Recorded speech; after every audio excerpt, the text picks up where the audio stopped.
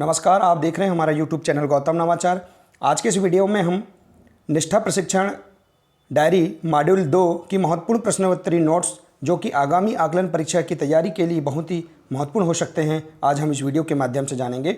साथियों, इससे पहले मैं निवेदन करना चाहूँगा, जो भी शिक्षक साथी हमारे इस चैनल पर नए हैं वे चैनल को सब्सक्राइब अवश्य कर लें ताकि इसी प्रकार की और भी अन्य वीडियो आप तक पहुँच सके। आइए वीडियो को शुरू से लेकर अंत तक अवश्य देखिए। साथियों, इसके पूर्व में हमने प्रथम चरण में निष्ठा प्रशिक्षण का जो तीनों मॉड्यूल हैं उनके हमने प्रशिक्षण प्राप्त कर चुके हैं। आज हम जानेंगे मॉड्यूल 2 की महत्वपूर्ण प्रश्नोत्तरी। इसके माध्यम से आइए जानें आपने कितना सीखा, जानते हैं।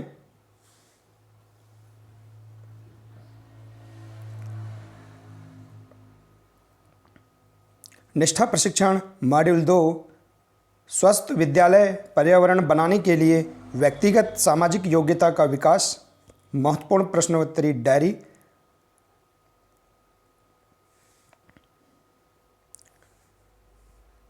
प्रश्न पहला है, कोर्स 2 का नाम क्या है? आंसर है कोर्स 2 स्वस्थ विद्यालय परिवेश निर्मित करने के लिए व्यक्तिगत सामाजिक योग्यता का विकास।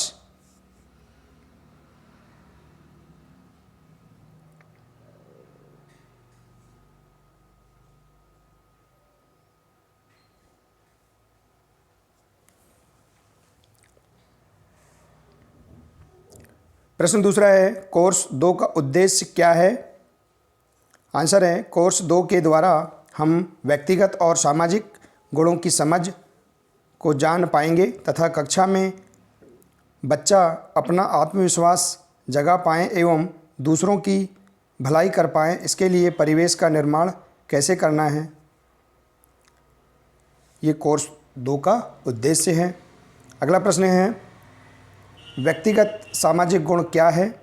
आंसर है ऐसे गुण जो हमें अपने व्यक्तिगत, पेशेवर एवं सामाजिक जीवन में संबंधों को मधुर एवं स्वस्थ बनाने में मदद करते हैं, व्यक्तिगत सामाजिक गुण कहलाते हैं।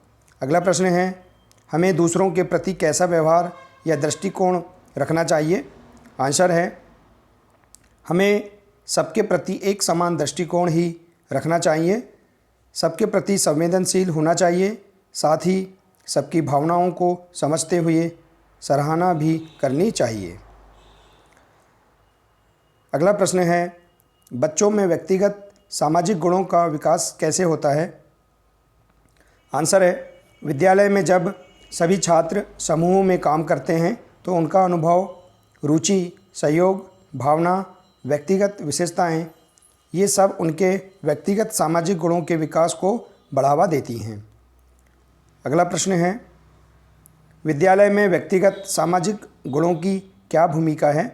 आंसर है विद्यालय में शिक्षक और छात्र दोनों एक दूसरे को समझने, जानने, उनकी सराहना करने में दोनों के व्यक्तिगत सामाजिक गुणों का बहुत बड़ा योगदान रहता है, जिससे एक स्वस्थ कक्षा व परिवेश निर्मित होता है।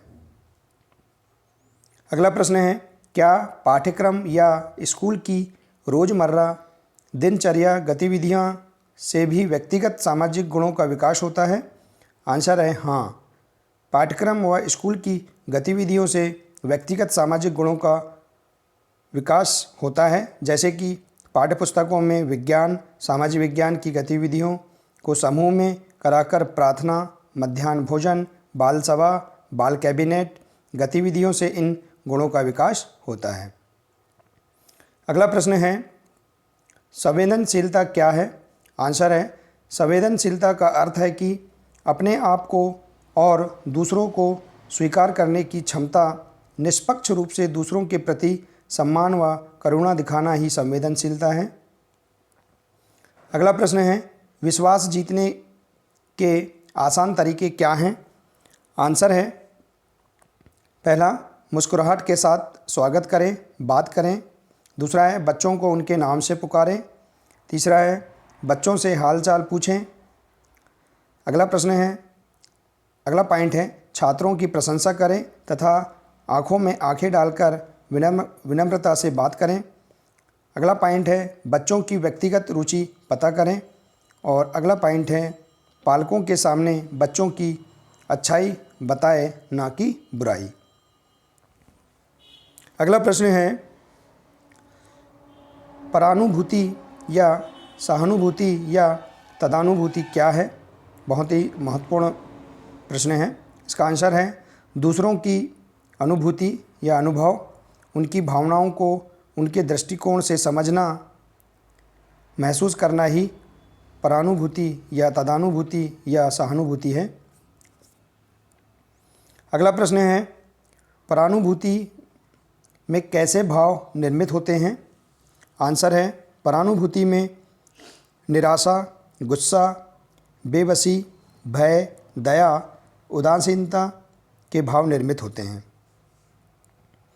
अगला प्रश्न है बच्चों की सुरक्षा के लिए चाइल्ड हेल्पलाइन नंबर क्या है? आंसर है चाइल्ड हेल्पलाइन नंबर 1098 है, जो 24 घंटे के लिए निःशुल्क है। मतलब हर टाइम जो होता है वो निःशुल्क नंबर है। इसके बाद अगला प्रश्न है पॉक्सो एक्ट किसके लिए है तथा यह एक्ट कब बना? आंसर है पॉक्सो एक्ट बच्चों के यौन शोषण की रोकथाम के लिए 2012 में बना और इसमें बच्चों की जो उम्र 0 से लेकर 18 वर्ष के जो बच्चे हैं उनके लिए यह है। अगला प्रश्न है हम में क्या समानता है? इस गतिविधि से बच्चों में किन कौशलों का विकास होगा? आंसर है इस गतिविधि से बच्चों में संवेदनशीलता एवं देखभाल की क्षमता का विकास होगा। अगला प्रश्न है स्वयं तथा बच्चों में व्यक्तिगत सामाजिक गुणों के विकास या पहचान के लिए कौन सी गतिविधि कराएं? आंसर है स्वयं या बच्चों में व्यक्तिगत सामाजिक गुणों के विकास के लिए बच्चों के समूह बनवाएं तथा प्रत्येक समूह में उन लोगों की सूची बनाने को कहें जिनकी वे प्रशंसा करते हैं तथा उनके गुणों पर चर्चा करें। अगला प्रश्न है पुस्तकालय के प्रयोग से किन गुणों का विकास बच्चों में कराया जा सकता है? आंसर है पुस्तकालय के प्रयोग से बच्चों में साहित्य, व्यक्तिगत सामाजिक गुणों का विकास कराया जा सकता है। इसके लिए कहानी, चित्रों की पुस्तकें समूह में पढ़ने को दें तथा विचारात्मक सत्रों का आयोजन करवाएं। अगला प्रश्न है भाषा के कितने रूप होते हैं? आंसर है भाषा के 3 रूप होते हैं। पहला है मौखिक, दूसरा लिखित और तीसरा है सांकेतिक भाषा। अगला प्रश्न है प्रभावी संप्रेषण क्या है? आंसर है प्रभावी संप्रेषण में अभिव्यक्ति, शाब्दिक एवं गैर शाब्दिक, प्रभावी ढंग से सुनने, प्रतिक्रिया देने का कौशल शामिल होता है। अगला प्रश्न है प्रभावी संप्रेषण कब सही दिशा में रहता है? आंसर है शिक्षक जो कहे वह सभी छात्र समझें और अपनी प्रतिक्रिया दें, तभी संप्रेषण सही दिशा में माना जाता है। अगला प्रश्न है हम बातचीत में कितने प्रकार की प्रतिक्रियाओं का उपयोग करते हैं? आंसर है हम बातचीत में 5 प्रकार की प्रतिक्रियाओं का उपयोग करते हैं। पहला है मूल्यांकनात्मक, दूसरा है व्याख्यात्मक, तीसरा है सहायक, चौथा है गहराई से जांच और पांचवा है समझ।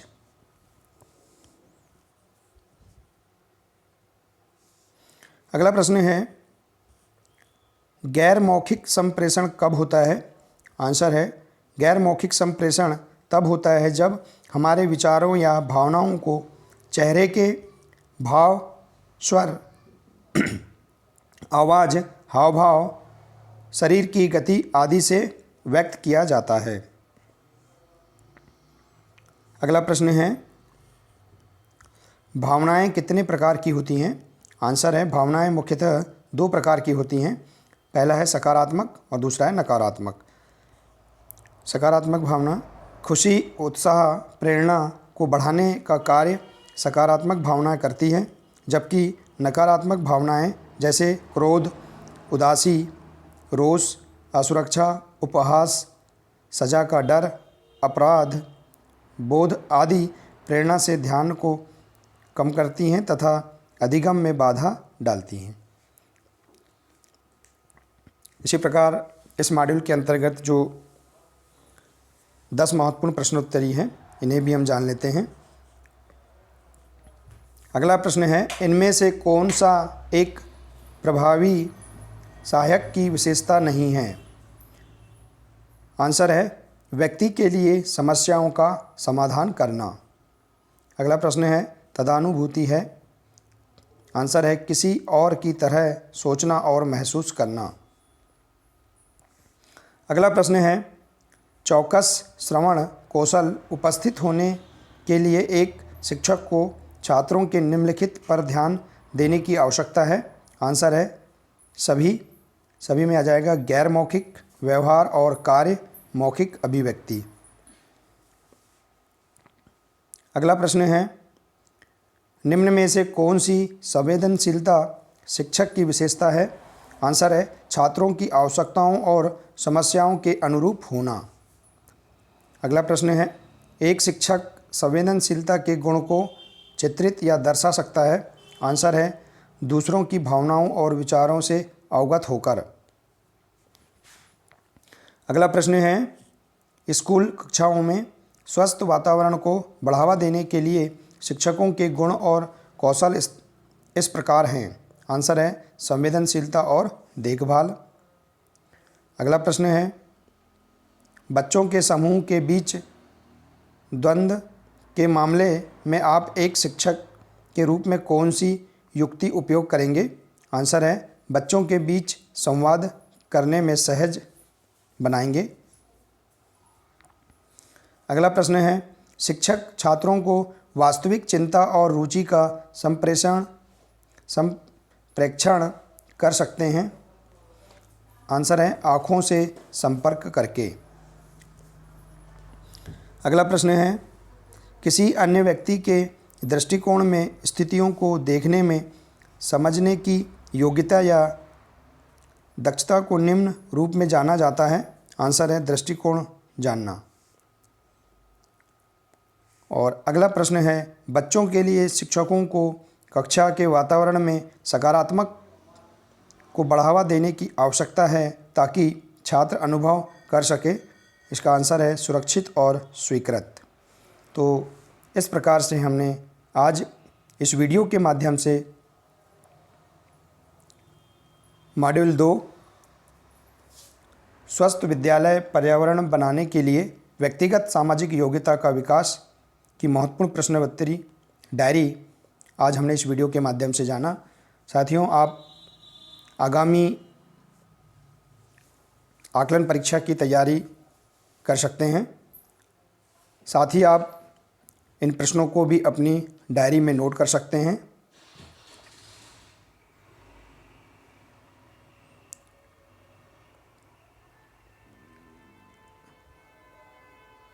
इस प्रकार से